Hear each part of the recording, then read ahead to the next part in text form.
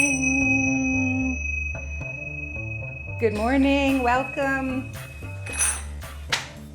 By the way, my name is Hinda Miller, and I have a wonderful story to tell. It is the story of the Jog Bra, the first sports bra designed by three women in 1977. Hold on to your horses, that's like over 40 years ago, I think. And there were three young women involved in that, and I was one of them. So you are going to see from the Inventors Hall of Fame, you're going to see a video that they did about the creation of the Jog Bra and why it was so important for women as they began their athletic and fitness routines, especially in my era of the boomers. In 1975, Title IX had to be implemented, which means that all college and universities had to have women's sports. So we designed this in '77. There were so many of us in college running for the first time, running 5Ks, running a mile a day, feeling really good and empowered.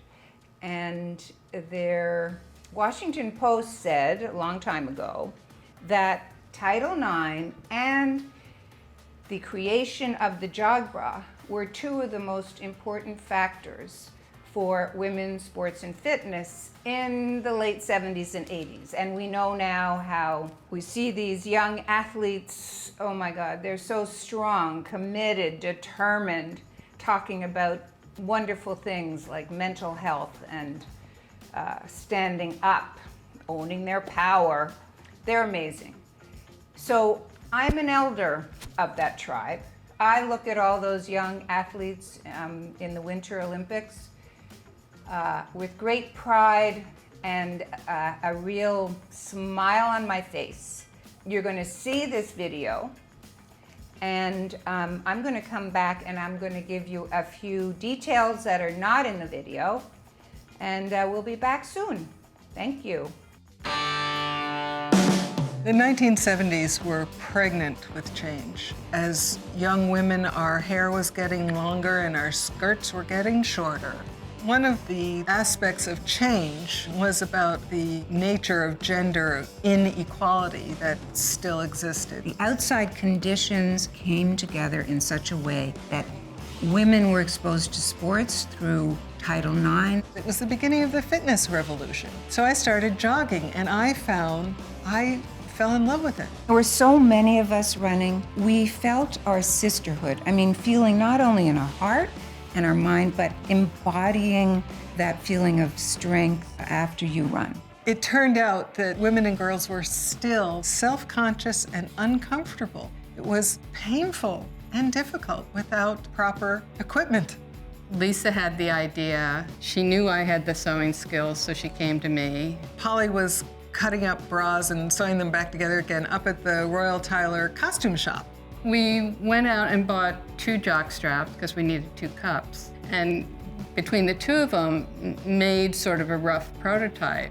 I don't believe the Jog Bra would have happened without all 3 of us. We each played a very specific role. Hinda was interested in the business part. We didn't know we were going to start our business. We didn't know we were going to design our product. We knew that this product was needed. We said it was a right that every woman, no matter what their size, shape, or age, had the right to the benefits of fitness and exercise.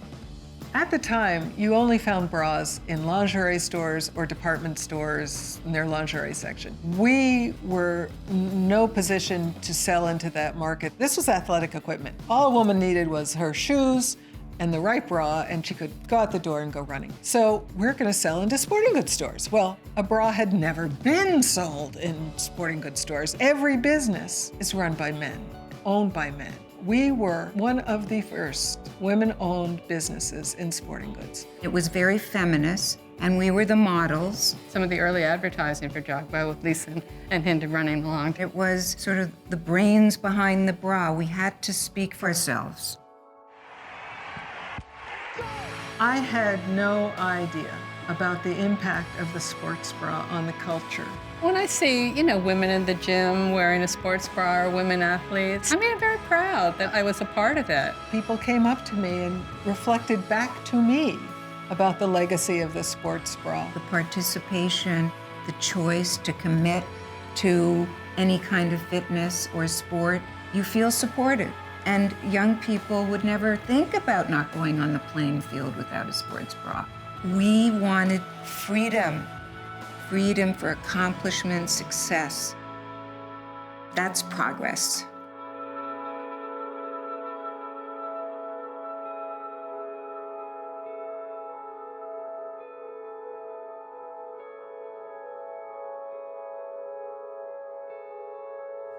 So, you've seen the video, very exciting, and I do have to announce that after 2 years, because of COVID, of pushing back this induction, this May, Lisa Lindahl, Polly Palmer-Smith, and myself, Hinda Miller, we will be honored in the Inventors Hall of Fame, which is sponsored by the U.S. Patent Office.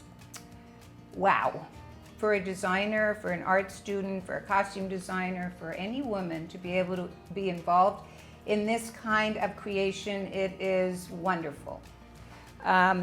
So we're going to get all dressed up. We're going to go to Washington, D.C., and we're going to do it the old-fashioned way, like real ball gowns and a banquet celebrating other scientists mostly who, developed ibuprofen, who developed, some kind of radioactivity, great inventors, and they saw it fit to include 3 women coming together to design a product that we really needed. So bravo for the patent office for opening it up beyond white men, scientists, and their quest for diverse inventors. And we're the beginning of that.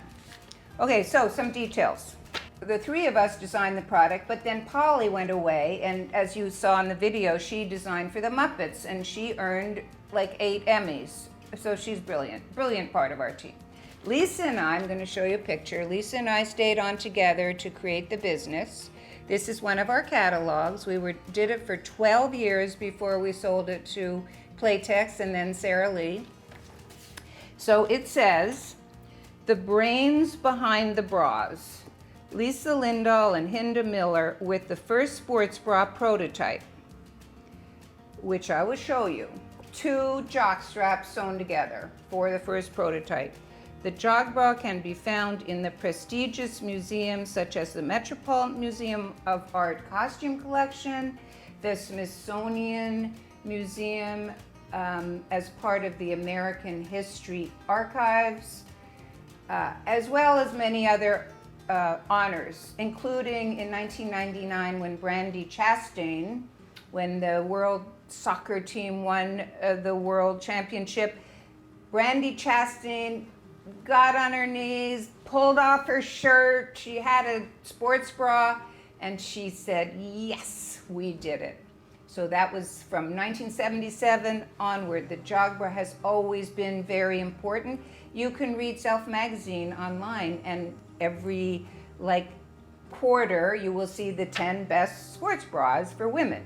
So the technology is continuing. It's a very important athletic piece of equipment for women to feel secure, good, supported, everything that we need to participate in life. So I'm going to show you a few artifacts. One is, this is an example. It's not the first prototype, but it's 2 jock straps sewn together. You can see the butt straps are crossed in the back. We did a wide band, just like the guys were doing. With their jock straps, they pulled everything close to the body so that they could run. We did the same thing with the breasts. What did we discover? Something small, medium, and large can go over the head, no hardware. You don't have to go with your mother like I did to a bra store when you start getting boobs. You go and you say, I want a small, medium, or large sports bra. So that's a good innovation for young women, just for that.